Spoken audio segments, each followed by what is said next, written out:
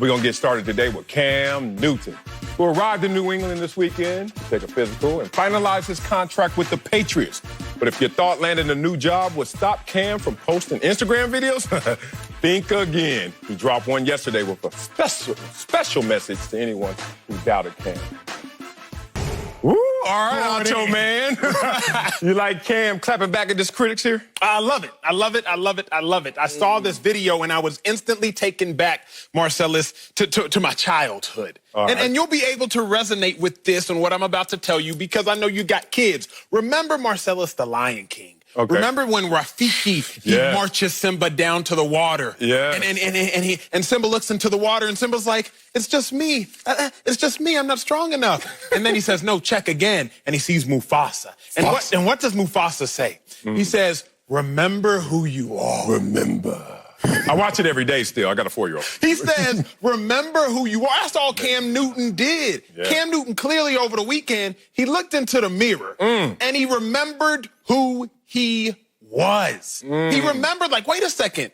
I am Cam Newton. I'm Superman. Don't you dare speak of me in the same breath as Jared Stidham. No disrespect to Jared Stidham. Oh, really? That's how you gonna end it? Don't you dare speak of me in the same breath as Teddy Bridgewater, who replaced me. No disrespect to Teddy B. I heard but you. what Cam is saying is, I remember who I am, and everybody else needs to remember too. That's why he can say, y'all gonna choose that over this? Like, come on now. Remember.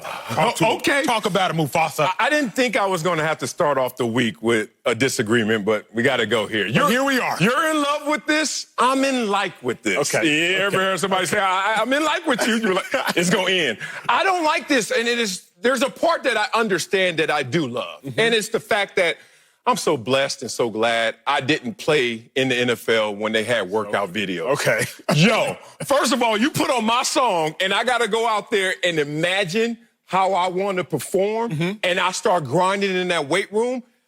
Please don't judge me right now. I'm in an insane place because there's going to be an insane task asked of me.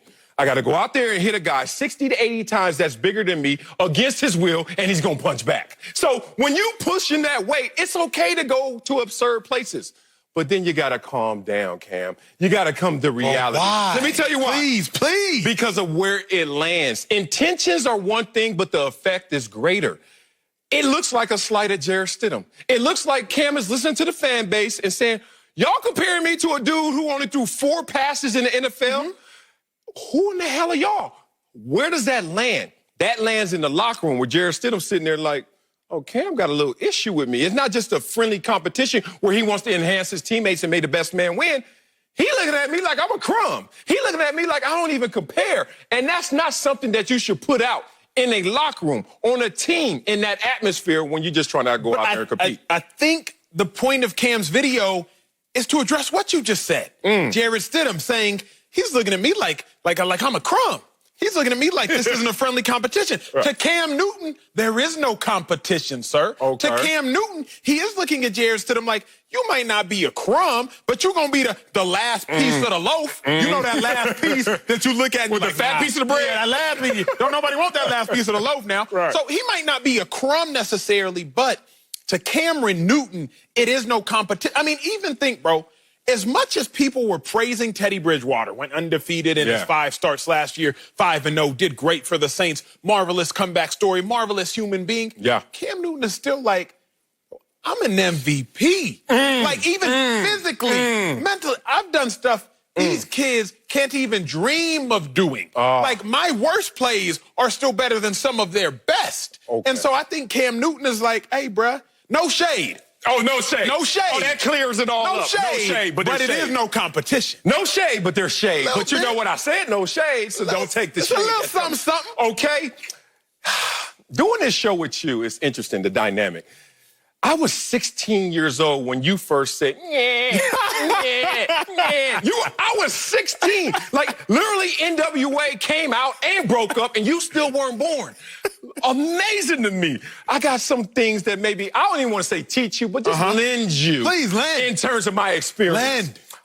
There's going to be a headline. Let's give it week 3, week 4. Bill's boys are bickering. And there's going to be a snapshot. And it's going to be Cam Newton not even mad at Jarrett Stidham. It's going to be Cam Newton trying to figure out what the last play call was, and he didn't like it and disagreed. And it's going to be Jarrett Stidham sitting on the sideline trying to look at him and say, what are you saying, Cam Newton? And they're going to have that headline and that snapshot. You know what that's going to fill that article up? What the content's going to come from? This moment right here. We already have the content for a situation of a feud, a bickering. And it may not even come to that. But that's what they did to Kobe with Shaq. That's what they did with Kobe and Dwight Howard. This is how you give them the emotional content they need for those moments. And let's talk about that. Emotional content. You're lifting weights and you ain't thinking about all of the shrapnel that you're throwing out there at Jarrett Stidham and others. Here's the problem. Emotional intelligence doesn't communicate well with cognitive intelligence. That's facts. So when you're feeling something, facts. you're not really thinking. When a girl is like, oh, saying stuff to you and you feeling her, you ain't even thinking about what she's saying. You're just feeling her, right? When you get into that mindless place in a football game where you're not even thinking about the plays and thinking about your assignment, you're just feeling your way, you're not communicating with both sides of your brain. He was feeling himself in this moment. Which he should be. I agree. But was he thinking in that same moment? That's my issue. Let's talk about another quarterback who may be trying to send a message. Russell Wilson, who surprised a lot of people last week by popping up in a workout with Antonio Brown.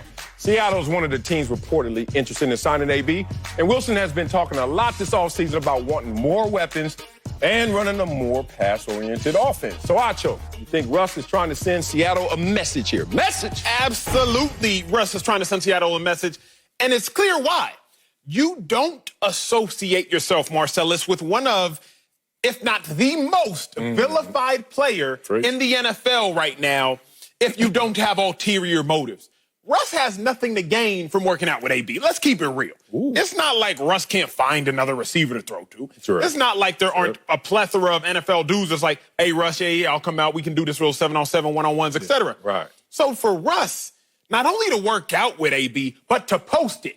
Because it's one thing to do it in private. You know what I'm saying? Everybody know that. Like, a lot of stuff, you can get it done in private. Right. But when you come out with it publicly, you want the world to know. And Russ would only want the world to know that he is not only associated with AB, but positively associated with AB if he's trying to tell Pete Carroll, hey, bruh, he's good people. If he's trying to tell John Snyder, the GM, hey, bruh, he's good people. He's good by me. And if he's good by me and I'm the quarterback, he should be good by you as well. Yeah. Look, like you said, ulterior motives. Yes, he is sending a message here. Don't think he got the right address because he's been sending messages this entire offseason. It's not getting delivered. Excuse me, management. I would love for you guys to re-sign Jadeveon Clowney. He creates havoc for our defense and helps us out offensively. Jadeveon Clowney on the roster? Excuse me, Pete Carroll, everybody. I'd love to run an up-tempo offense like the Kansas City Chiefs. Have they run an up-tempo offense yet? I would love for our offense to even be more pass-oriented. Stop running the damn student body left from USC days. Have they changed their formula yet? He wants AB signed. Oops, we're not going to do those type of things. The list continues. Can I get another wide receiver weapon? If it's not going to be AB, can we get another dog up in here? Nope. 6 tight ends on this roster right now. The tight end room is deep. It's deep, but that's not how you effectively play the game if you're going to do it to optimal standards. Russell Wilson knows this. You're going to waste my prime. Like, look, I am a tremendous quarterback going into my 9th year. Let's look at his pass offenses his first 8 years. You want to hear these numbers? Please. 27, Frank. 27. 26. 20th. And then he got a couple of 14s. He's only been in the top 10 in terms of pass offense once. And that was at number 10. So he's sitting there saying, look, we have a Super Bowl. We should have won another one. Let's not go down that road. But the point is, if you give me what I want, I'll give you what you need. I think you hit the nail on the head. Because early on in Russell Wilson's career, even after they won the Super Bowl, Russ didn't get the credit. No. Like, let's not get it twisted. Remember, it was the vaunted Legion of Boom, Marshawn Lynch. They were a defensive team that could run the ball. And Russ was kind of, I'd say, Dak Prescott plus. Right? Like, that's how people viewed him. Like, king size, and Dak Prescott was like young Tom Brady size. Young Tom Brady? You can say young Tom Brady because Tom Brady had that crazy defense. It's just so Tom Brady's been great for so long, it's hard for me to even go back to 03, 04, 05, 06, 07. I'm with you. But when you think about Russ, he now realizes, like you said, 9 years into his career. Russ and I came out together, same career, same draft class. You still I've been out. I'm about to say, I've been out, and Russ is just now peaking. And so I'm like, he realizes the weight of his legacy, it falls on his shoulders. It doesn't fall on Pete Carroll's shoulders. It doesn't fall on Snyder's shoulders. It falls on his shoulders. So if he wants to enter into that conversation with the Mahomeses of the world, with the Aaron Rodgerses of the world, and what I mean by that is everybody looks at Aaron Rodgers as a prolific quarterback. You don't really think of Russ and Rodgers in the same breath for whatever reason. But Russ is going to need a few more pieces. Tyler Lockett, DK Metcalf, not enough. Yeah. He realizes, you know what? I might need a freakazoid like Antonio Brown, and that's why he's going out on a limb like he is. And he's going on a limb, but I don't think it's going to work for him. He has to understand what he's fighting against. What he's fighting against is Pete Carroll. Pete Carroll is standing for is culture. And I don't think a lot of football players understand how we get duped into football culture. Football culture is not just to get wins and losses in terms of what talent we have here. It's supposed to be a statement towards everything we do is done with you and done without you. You're replaceable because of football culture. I'll give you the backstory. Pete Carroll, as he was a young coach, struggling, had to figure out how can I manifest all of what I know about the game on the field. Then he runs into Dick LeBeau, and Dick LeBeau breaks it down to him. You know, Dick LeBeau knows everything football. And he tells him two things. You need a philosophy and you need a culture.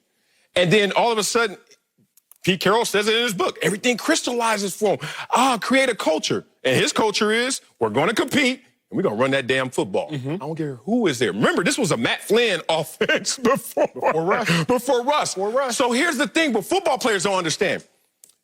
Because we're replaceable in a culture, they're just trying to just go out there and do it their way. And I don't want to get caught up in the last name. So even the Tom Brady and Bill Belichick, he's like, yeah, we're going to move on from you. And Russell Wilson's trying to change the culture. He's trying to change his philosophy. Pete Carroll saying the only thing I can bank on is that. Because when you're gone, Russell Wilson, I still need my coaching. Players need to understand that. Stop trying to fight the culture. It just won't happen.